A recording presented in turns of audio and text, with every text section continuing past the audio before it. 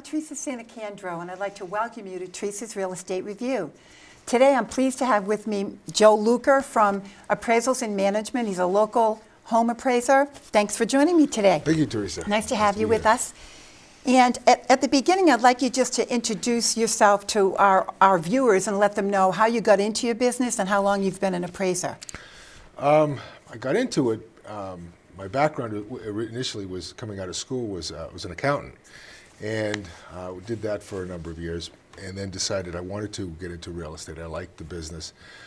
Went into sales, opened my own business as a salesperson, and eventually, when licensing came into vogue, I started taking courses on appraising. Liked it, and I've been doing it now for over 20 years. Oh, that's excellent.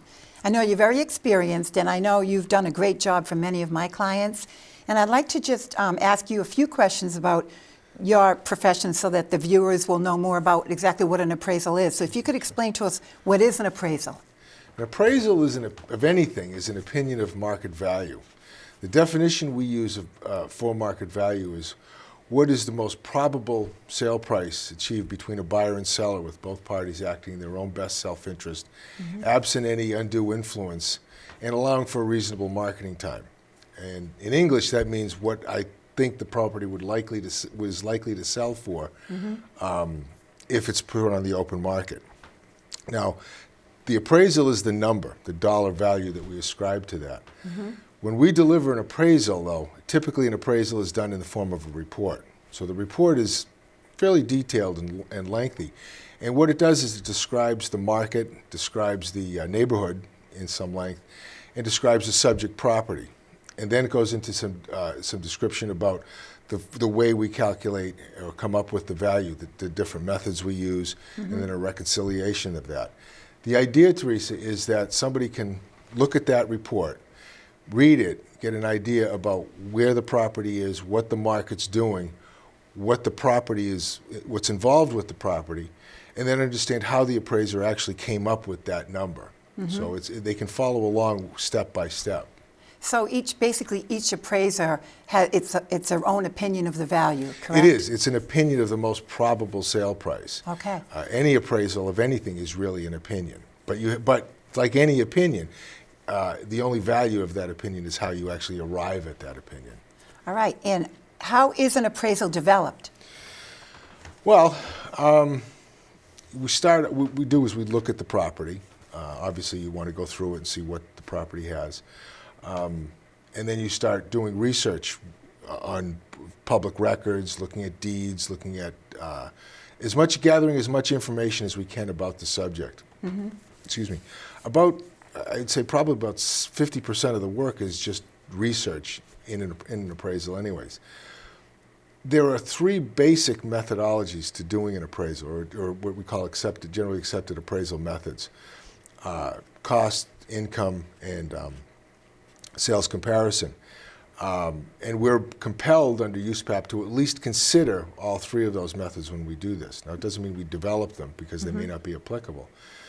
The cost approach, a rough way of calculating is you look at the value of the land, unimproved. In other words, what you have to pay for that land, what it would cost to rebuild the property, less depreciation, and you come up with a value based on that. Now, that method is, if you're looking at an older home, depreciation can be very complicated or very difficult to measure. Plus, people don't buy houses typically, unless it's new construction. Then we typically would develop that, or we'd always develop that method for new construction. But it's not a real good indicator of market value. The income approach is, the idea behind it is that any piece of real estate is worth whatever income, or the value is based on whatever income you can derive from that. So you take the market income, capitalize it, and you come up with a value. That's applicable to any income-producing property. So if you have a multifamily home, you do that method. If you have an investment property, somebody's going to buy a house and rent it, that would be applicable. A summer home would be applicable. And there are times when you're doing a condo, or you're appraising a condo, and there are a number of units that are sold and are rented in that unit. So obviously the rent will have an influence on the value of the property. But again, on a typical single-family home, the values have far outstretched the rent, so it's really not applicable. The last method is the one that you probably use when you do a market analysis, is the sales comparison approach. Right.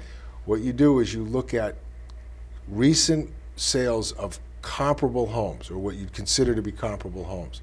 You measure how they perform in the market, and you come up with a value based on that method.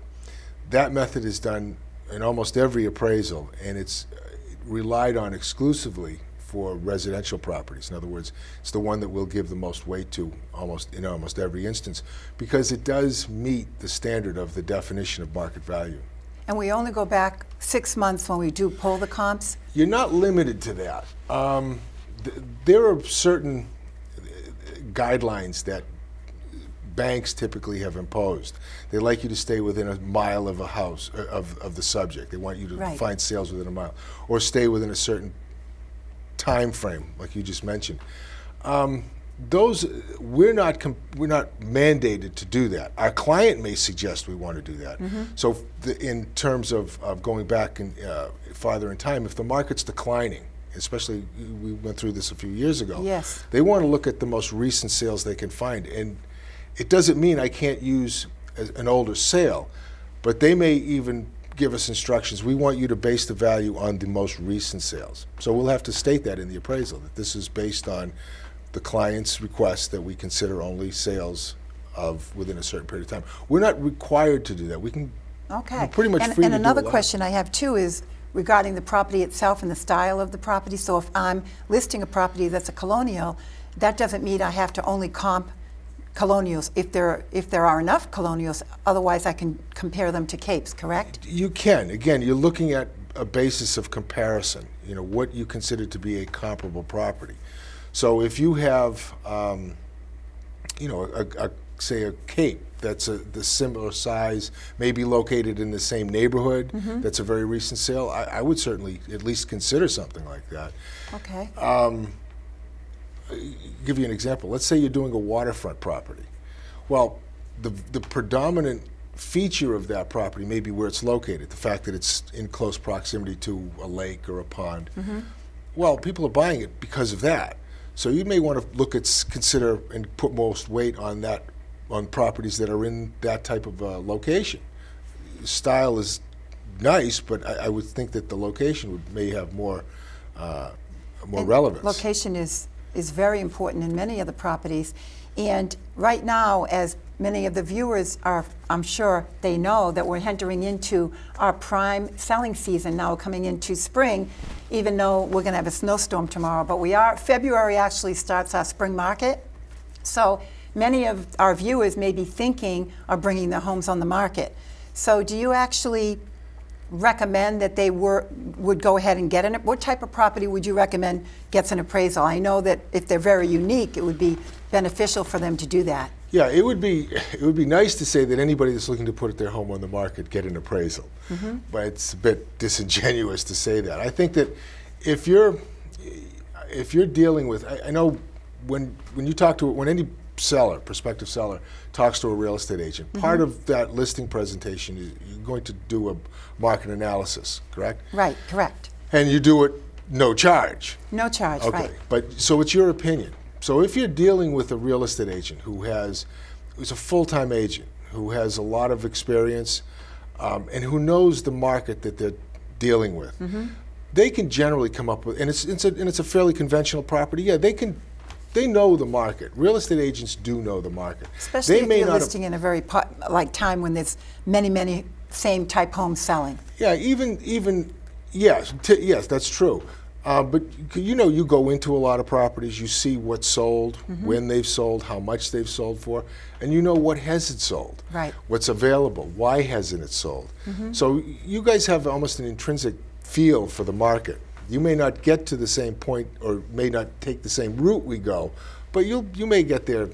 You'll be able to present a reasonable. Yeah, we usually come up with a fair, a market. I give my sellers a range, a price range where I feel comfortable listing it. However, when I meet with a seller and it's a very unique property, such as a home on a lake or on the ocean, or a very custom home, such as a custom colonial or a custom cape, when there aren't that many comparables, that's when I think it would be beneficial, and that's when I recommend that an appraiser such as yourself goes in and helps them. Yeah, I think that because we've been trained and we have experience in doing that type of a property, I think that's beneficial.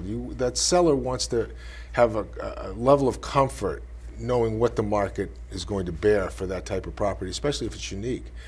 I mean, the other reasons people typically, if they're selling a property, would want to have an appraisal is if you're, say, an executor or an executrix of an estate. Mm-hmm.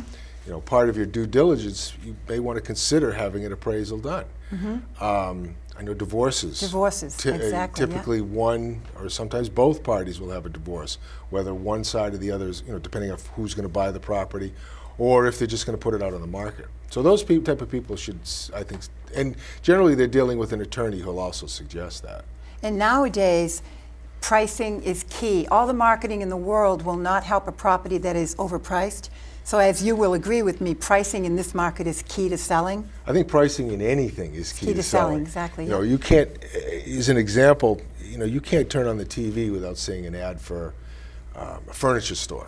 Right? I know, Now, exactly. Now those are expensive, well thought out advertisements. Mm-hmm. And what they're designed to do primarily is to provide name recognition for the store and to get people into the store. But those people who are selling the furniture know exactly what the market's going to bear for each item. They know what their competition is selling same or similar items for. They don't want to underprice something or overprice it. They know what the market's going to bear. Same is true with real estate. That seller has to know what the market is doing at that point in time. And that's our job as a real estate agent. We're called in to give our opinion and let them know what's going on in the market. I'm finding that some sellers are saying that they feel they'd like their property to come on a little bit higher. How do you feel about that? I mean, as far as the appraisal comes, like nowadays we have very low inventory. So it's almost like a seller's market going on right now in this area. Mm-hmm. So because of that, I'm meeting with sellers who are saying, well, because the market, we have low inventory, maybe we can price our homes higher because of that. How do you feel about that how does that affect an appraisal? Well, it's funny. I was thinking about this coming in here.